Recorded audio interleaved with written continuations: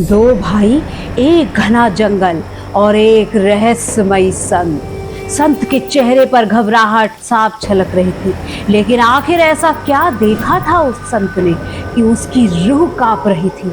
उसके मुंह से सिर्फ एक ही बात निकल रही थी, डायन, डायन सबको खा जाएगी। ये कोई साधारण डायन नहीं है, ये इंसानों को खा जाती है, उनके सपनों को निगल जाती है।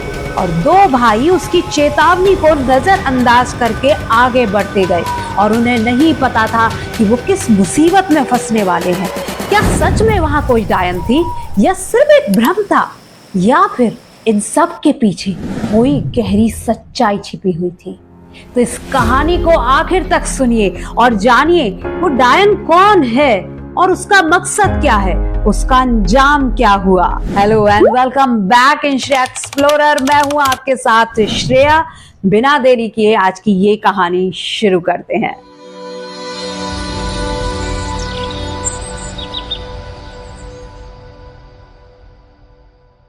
कहानी शुरू होती है दो शिकारी भाइयों से जो जंगल की ओर अंदर जा रहे होते हैं। अचानक से एक संत उन्हें सामने से भागते हुए आता दिखाई देता है। संत का चेहरा घबराहट से भरा हुआ था। शिकारी भाइयों ने संत से पूछा, महाराज क्या हुआ, आप इतने घबराए हुए क्यों हैं? संत कांपते हुए जवाब देते हैं, उधर मत जाओ भाइयों, वहां एक डायन बैठी है जो सबको खा जाती है। शिकारी भाई हंसते हैं और सोचते हैं कि संत का मानसिक संतुलन शायद थोड़ा बिगड़ा हुआ है। वो फिर संत से कहते हैं कि आप हमें उस डायन के पास ले चलिए, बताइए कहाँ है वो डायन, हम उसका खात्मा कर देंगे। संत उन्हें उस स्थान पर ले जाता है जहां उसने डायन देखी थी। जब शिकारी भाई उस स्थान पर पहुंचते हैं तो उनके सामने का दृश्य देखकर चौंक जाते हैं, क्योंकि उनके सामने एक विशाल खजाना रखा हुआ है, सोने, चांदी, हीरे, जवाहरात, सिक्कों से भरा हुआ। शिकारी भाई चकित होकर कहते हैं, अरे संत, ये डायन नहीं है बल्कि खजाना है।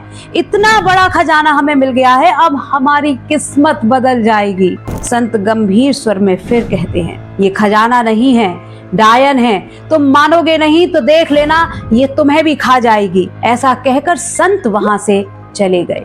शिकारी भाइयों ने संत की बातों को नजरअंदाज कर दिया था और खजाने के बंटवारे की योजना बनाने लगे। बड़ा भाई छोटे भाई से कहता है कि तुम गाड़ी और खच्चर लेकर आओ, मैं यहाँ खजाने की देखरेख करता हूँ। छोटा भाई गाड़ी लेने चला जाता है। इस बीच बड़े भाई के मन में द्वेष और लालच आने लगता है। वो सोचने लगता है कि जब मेरा छोटा भाई आएगा तो मैं उसे मार कर ये खजाना खुद ले लूंगा। वहीं दूसरी ओर छोटा भाई भी सोचता है, क्यों ना मैं बड़े भाई को खाना लेकर चलूं जिसमें जहर मिला हो, जिसे खाकर वो मर जाएगा और फिर वो पूरा खजाना मेरा हो जाएगा। जिसके बाद जब छोटा भाई वापस आता है तो वो बड़े भाई को जहर मिली रोटी खिला देता है और खाना खाकर बड़ा भाई भी पहले के प्लान के अनुसार अपने छोटे भाई को तीर मारकर खत्म कर देता है। लेकिन जैसे ही वो उस खजाने को गाड़ी में भरने की खुशी मना रहा होता है, जहर का असर होना शुरू हो जाता है और वो भी वहीं पर दम तोड़ देता है। दोनों भाइयों का लालच उन्हें निगल जाता है और वो खजाना वहीं पर पड़ा रह जाता है। संत की बात सच साबित होती है, क्योंकि खजाना रूपी वो डायन उन दोनों भाइयों को निगल चुकी होती है। ये कहानी सिर्फ दो शिकारी भाइयों की नहीं है दोस्तों, बल्कि इस पूरे मानव समाज की है। भारतीय इतिहास में भी हमें ऐसे कई उदाहरण मिलते हैं जहां लालच ने बड़े बड़े साम्राज्यों को नष्ट कर दिया था। जैसे कि चाणक्य ने भी कहा था कि जिस समाज में लालच बढ़ जाता है वहां विनाश निश्चित होता है। तो इस कहानी से दोस्तों हमें बस यही सीखने को मिलता है कि जीवन में सबसे बड़ी जीत किसी की संपत्ति या खजाने को हासिल करना नहीं है, बल्कि अपने मन के लालच को कंट्रोल में रखना है। लालच का अंत हमेशा दुखद होता है, याद रखिए, ये हमारे जीवन को विनाश की ओर लेकर जाता है। माना सभी को बड़ा बनना है, सभी को सक्सेसफुल बनना है, लेकिन विश्वास रखिए, असली खजाना, असली सफलता इंसानियत, प्रेम और सबसे ज्यादा अपनी मेहनत से, अपने परिश्रम से की गई कमाई में संतोष रखना है। आपको क्या लगता है, क्या वाकई ज्यादा पाने की चाहत आपको बिल्कुल खत्म कर देती है और अपनों के बीच दीवारें खड़ी कर देती है? अगर हाँ, तो कमेंट बॉक्स में मुझे जरूर बताना। ये वीडियो अगर आपको पसंद आई है तो लाइक कर दीजिए और ज्यादा से ज्यादा इसे शेयर कर दीजिए।